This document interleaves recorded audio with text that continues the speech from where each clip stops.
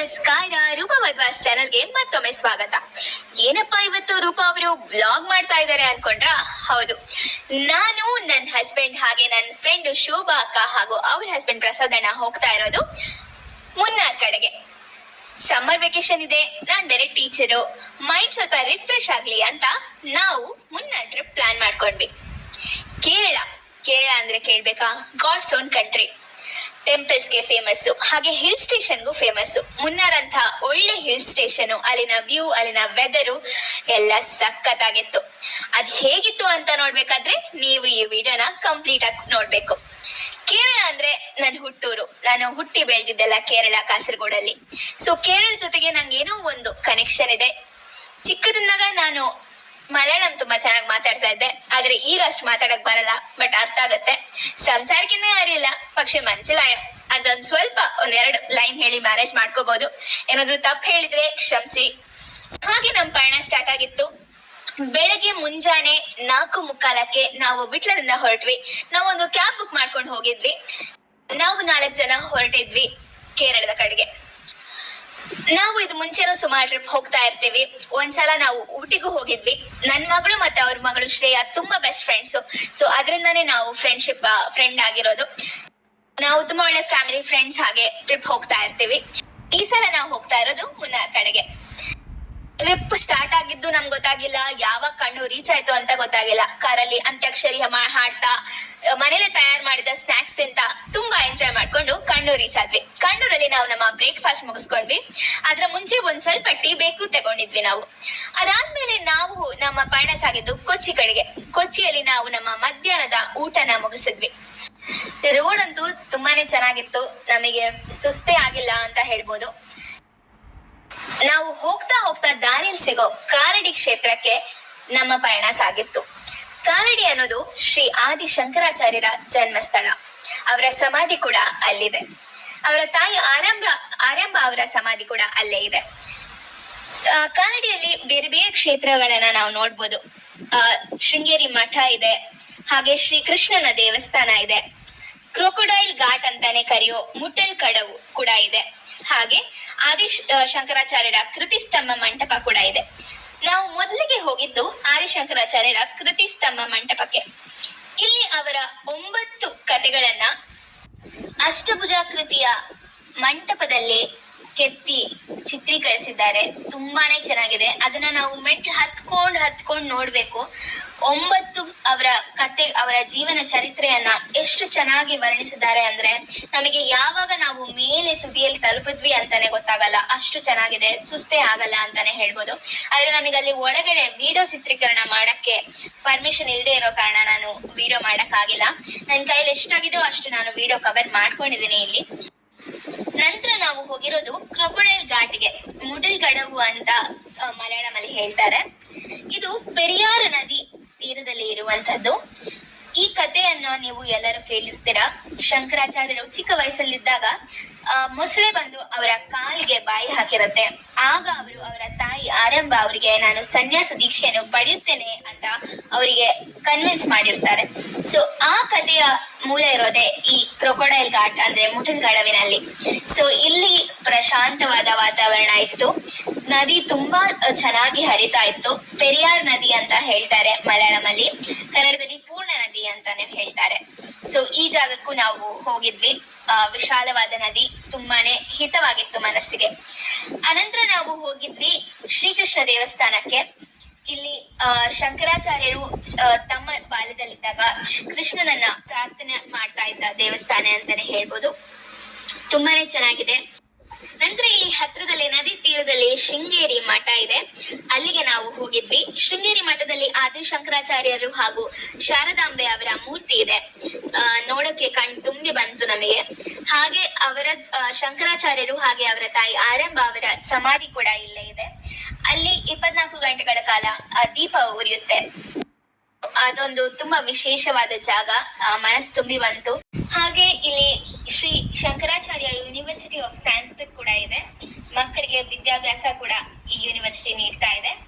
ಅದನ್ನು ನಾವು ಹೊರಗಡೆಯಿಂದ ನೋಡ್ಕೊಂಡು ಬಂದ್ವಿ.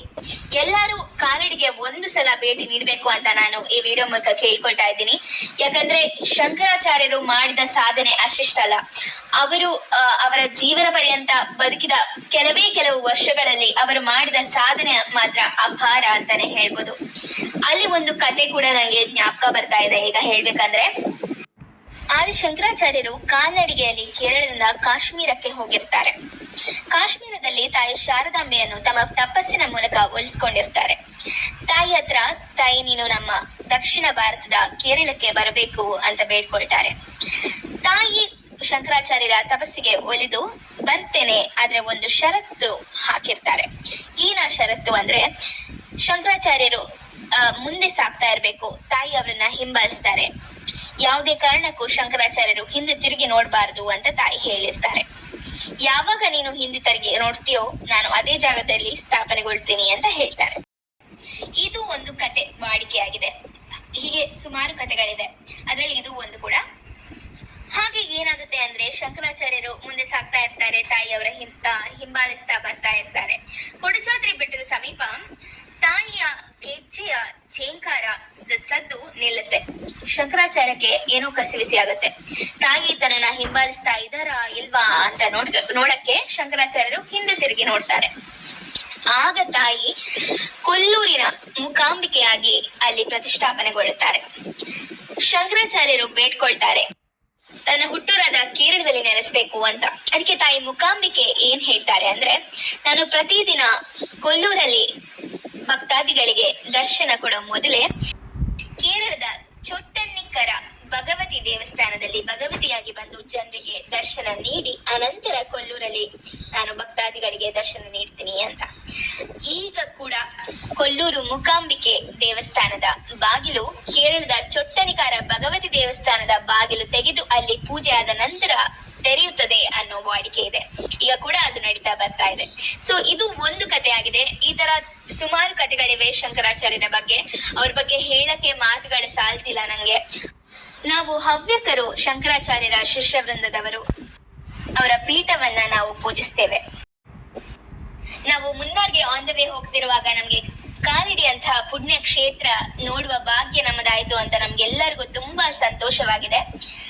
ಹಾಗೇನೆ ನಾವು ನಮ್ಮ ಪ್ರಯಾಣವನ್ನ ಮುಂದುವರಿಸಿದ್ವಿ. ಕಾಲಡಿಯಲ್ಲಿ ದೇವರ ದರ್ಶನ ಮಾಡಿದ ನಂತರ ನಾವು ನಮ್ಮ ಪ್ರಯಾಣವನ್ನ ಮುಂದುವರಿಸಿದ್ವಿ. ಹೋಗ್ತಾ ಇರ್ಬೇಕಾದ್ರೆ ನೀವು ರೋಡಲ್ಲಿ ನೋಡ್ಕೋಬಹುದು, ಅಲ್ಲಿ ಹಾಟ್ ಏರ್ ಬಲೂನ್ ಕಾಣ್ತಾ ಇದೆ. ಈಗ ಆ ಟೈಮಲ್ಲಿ ನಾವು ಹೋಗಿರೋ ಟೈಮಲ್ಲಿ ಸ್ವಲ್ಪ ಮಳೆಯ ವಾತಾವರಣ ಇದ್ದ ಕಾರಣ ನಮಗೆ ಅದರಲ್ಲಿ ಪ್ರಯಾಣ ಮಾಡಕ್ಕಾಗಿಲ್ಲ, ಹಾಟ್ ಏರ್ ಬಲೂನ್ ಎಕ್ಸ್ಪೀರಿಯನ್ಸ್ ಮಾಡಕ್ಕಾಗಿಲ್ಲ. ಬಟ್ ನೋಡಕ್ ತುಂಬಾ ಕಣ್ಣಿಗೆ ಆನಂದ ಕೊಡ್ತು, ತುಂಬಾನೇ ಚೆನ್ನಾಗಿತ್ತು. ಅಲ್ಲಿ ಪ್ಯಾರಾಚೂಟ್ ಕೂಡ ಇತ್ತು. ಹಾಗೆ ನಾವು ವಿಚಾರ ಕೂಡ ಮಾಡಿದ್ವಿ, ಹೋಗೋ ಚಾನ್ಸ್ ಏನಾದ್ರು ಇದೆಯಾ ಅಂತ. ಆದ್ರೆ ಮರುದಿನ ನಾವು ಕೇಳಿದ ಟೈಮಲ್ಲಿ ತುಂಬಾ ಮಳೆ ಇದ್ದ ಕಾರಣ ಆ ದಿನ ಹೋಗಕ್ಕಾಗಿಲ್ಲ. ನೋಡ್ತಾ ಇರ್ಬೋದು, ಕಲರ್ಫುಲ್ ಆಗಿ ತುಂಬಾನೇ ಚೆನ್ನಾಗಿದೆ. ಹೋಗ್ತಾ ಹೋಗ್ತಾ ನೋಡಿ, ಇಲ್ಲಿ ಎಷ್ಟು ಗ್ರೀನರಿ ಇದೆ ಅಲ್ವಾ, ತುಂಬಾನೇ ಚೆನ್ನಾಗಿದೆ. ನನಗೆ ಮೊದ್ಲೇ ಹಸಿರು ಅಂದ್ರೆ ತುಂಬಾ ಇಷ್ಟ, ಗಾರ್ಡನಿಂಗ್ ಎಲ್ಲ ತುಂಬಾ ಇಷ್ಟ. ಅದ್ರಲ್ಲೂ ಈ ಗುಡ್ಡದ ನಡುವೆ ಕಾರಲ್ಲಿ ಹೋಗ್ಬೇಕಾದ್ರೆ ಚೆನ್ನಾಗಿರೋ ಹಾಡ್ ಕೇಳ್ತಾ ಫ್ಯಾಮಿಲಿ ಫ್ರೆಂಡ್ಸ್ ಜೊತೆ ಹೋಗೋದೇ ಒಂದು ಮಜಾ. ನಾವು ಒಬ್ಬೊಬ್ರೆ ಹೋದ್ರೆ ಖುಷಿ ಸಿಗಲ್ಲ, ಯಾರ ಜೊತೆಯಾಗಿ ಹೋದ್ರೇನೆ ಅದೊಂದು ಸಂತೋಷ ಸಿಗೋದು, ಮನಸ್ಸಿಗೆ ತೃಪ್ತಿ ಸಿಗುತ್ತೆ. ನಾನು ಎಲ್ಲರದ್ದು ಕೇಳೋದಿಷ್ಟೇ, ಟ್ರಿಪ್ಪಿಗೆ ಹೋಗಿ ಎಂಜಾಯ್ ಮಾಡಿ. ನಾವು ವರ್ಷಡೀ ಕೆಲಸ ಮಾಡ್ತೀವಿ, ಅಟ್ಲೀಸ್ಟ್ ವರ್ಷದಲ್ಲಿ ಒಂದ್ಸತಿ ಆದ್ರೂ ಮನೆಯವ್ರ ಜೊತೆನೋ ಅಥವಾ ಫ್ರೆಂಡ್ಸ್ ಫ್ಯಾಮಿಲಿ ಜೊತೆನೋ ಒಂದ್ ಕಡೆ ಹೋಗ್ ಬನ್ನಿ, ಜಾಗಗಳನ್ನ ನೋಡಿ. ಇದನ್ನ ನಾನು ಹೇಳೋದು. ಯಾಕಂದ್ರೆ ನಮ್ಮ ಮೈಂಡ್ ಸ್ವಲ್ಪ ಫ್ರೆಶ್ ಆಗತ್ತೆ, ನಮ್ಮ ಸ್ವಲ್ಪ ಒಟ್ಟಿಗೆ ಟೈಮ್ ನಾವು ಸ್ಪೆಂಡ್ ಮಾಡ್ತೀವಿ. ಇದಕ್ಕೆಲ್ಲ ನಾವು ಮನೇಲಿದ್ರೆ ಆಗಲ್ಲ, ಎಲ್ಲಾದ್ರೂ ಹೊರಗಡೆ ಹೋಗ್ಬೇಕು, ವಾತಾವರಣ ಬದಲಾಗ್ಬೇಕು. ಅದಕ್ಕೆ ನಾನು ಹೇಳೋದು, ನಾವು ಹೆಚ್ಚಾಗಿ ನಾವು ಫ್ಯಾಮಿಲಿ 4 ಜನ ಆದ್ರೂ ಕೂಡ ಎಲ್ಲಾದ್ರೂ ಹೋಗ್ತಾ ಇರ್ತೀವಿ ಒಟ್ಟಿಗೆ ಸಿಕ್ದಾಗೆಲ್ಲ. ಅದೇ ಒಂದು ಖುಷಿ ನಂಗೆ. ನಮ್ ಜೊತೆನೂ ಬದಲಾಂಜೆ ಫ್ಯಾಮಿಲಿ ಅವ್ರು ಸೇರ್ಕೊಂಡು ಖುಷಿಯಾಗಿ ಹೋಗ್ ಬಂದ್ವಿ. ನೋಡ್ತಾ ಇರ್ಬೋದು ನೀವು ಸೀನ್ರಿ, ಎಷ್ಟು ಚೆನ್ನಾಗಿ ನಾವು ಗುಡ್ಡದ ಮೇಲೆ ಹೋಗ್ತಾ ಇರ್ಬೇಕಾದ್ರೆ ಆ ಕಡೆ ಎಷ್ಟು ಚೆನ್ನಾಗಿ ಕಾಣಿಸುತ್ತೆ ನೆಲ ಅಂತ. ಇದೆಲ್ಲ ಟೀ ಪ್ಲಾಂಟೇಶನ್ ನೋಡಿ, ತುಂಬಾ ಚೆನ್ನಾಗಿದೆ. ವ್ಯೂ ಅಂತೂ ಸಖತ್ತಾಗಿದೆ. ನಮ್ಮ ಪ್ರಯಾಣ ನಮ್ಗೆ ಯಾವಾಗ ಮುಗೀತು ಅಂತಾನೆ ಗೊತ್ತಾಗ್ಲಿಲ್ಲ, ಅಷ್ಟು ಚೆನ್ನಾಗಿ ಕಣ್ ತುಂಬಿಕೊಂಡು ನಾವು ಮಜ್ಜಾ ಮಾಡ್ತಾ ಹೋಗಿದ್ವಿ. ಗುಡ್ಡ ಪ್ರದೇಶ, ಹಿಲ್ ಸ್ಟೇಷನ್, ಮುನ್ನಾರ್ ನಿಮ್ಗೆಲ್ಲ ಗೊತ್ತಿದೆ. ನಾವು ಕಳ್ಸತಿ ಊಟಿಗೆ ಹೋದಾಗ ಕೂಡ ಇದೇ ತರ ಪ್ಲೇಸಸ್ ಆಗಿತ್ತು. ಊಟಿ ಕೂಡ, ಊಟಿ ವೆದರು ಮುನ್ನಾರ್ ವೆದರು ಒಂಥರ ಸೇಮ್ ಅಂತಾನೆ ಹೇಳ್ಬೋದು. ತುಂಬಾನೇ ಚೆನ್ನಾಗಿದೆ. ಇದು ನಮ್ಮ ಡೇ 1 ಆಫ್ ಮುನ್ನಾರ್ ಟ್ರಿಪ್ ಆಗಿತ್ತು. ಸೊ ನಾವು ಮುನ್ನಾರ್ ತಲುಪಿದಾಗ ಸುಮಾರು ರಾತ್ರಿ 9 ಗಂಟೆ ಆಗಿತ್ತು. ನಾವು ನಮ್ಮ ನೈಟ್ ಡಿನ್ನರ್ ಕೂಡ ಅಲ್ಲೇ ಹತ್ರದಲ್ಲಿ ಒಂದು ಹೋಟೆಲ್ ಅಲ್ಲಿ ಮಾಡಿದ್ವಿ. ಇದು ನಮ್ಮ ಮುನ್ನಾರ್ ಟ್ರಿಪ್ಪಿನ ಡೇ 1 ಆಗಿತ್ತು. ಇವತ್ತಿನ ವಿಶೇಷ ಅಂದ್ರೆ ನಾವು ಪುಣ್ಯಕ್ಷೇತ್ರ ಕಾಲಡಿಯನ್ನ ನೋಡಿದ್ದು. ತುಂಬಾನೇ ಚೆನ್ನಾಗಿತ್ತು, ಮನಸ್ಸಿಗೆ ತೃಪ್ತಿ ಆಯ್ತು ಅಂತಾನೆ ಹೇಳ್ಬೋದು. ಆದಿಶಂಕರಾಚಾರ್ಯರ ಜನ್ಮಸ್ಥಳಕ್ಕೆ ಭೇಟಿ ನೀಡಿದ್ದು ನಮ್ಮ ಪುಣ್ಯ ಅಂತಾನೆ ಹೇಳ್ಬೋದು. ಇದಾಗಿತ್ತು ನಮ್ಮ ಮುನ್ನಾರ್ ಟ್ರಿಪ್ ನ ಡೇ 1 ಬ್ಲಾಗ್. ಸೊ ಈ ವಿಡಿಯೋ ನಿಮಗೆ ಇಷ್ಟ ಆಗಿದ್ದಲ್ಲಿ ವಿಡಿಯೋನ ಲೈಕ್ ಮಾಡಿ, ಶೇರ್ ಮಾಡಿ. ಇನ್ನು ನೀವು ನನ್ನ ಚಾನೆಲ್ ಅನ್ನ ಸಬ್ಸ್ಕ್ರೈಬ್ ಮಾಡಿಲ್ಲ ಅಂದ್ರೆ ಸಬ್ಸ್ಕ್ರೈಬ್ ಮಾಡಿ, ಸಪೋರ್ಟ್ ಮಾಡಿ. ಹಾಗೇನೆ ವ್ಲಾಗ್ 2ಗೆ ವೇಟ್ ಮಾಡ್ತಾ ಇರಿ. ಆದಷ್ಟು ಬೇಗ ನಮ್ಮ ಡೇ 2 ಮುನ್ನಾರ್ ಟ್ರಿಪ್ ವ್ಲಾಗ್ ಅನ್ನ ಕೂಡ ನಾನು ಅಪ್ಲೋಡ್ ಮಾಡ್ತೀನಿ. ಸೊ ಕಾಯ್ತಾ ಇರಿ. Thank you for watching.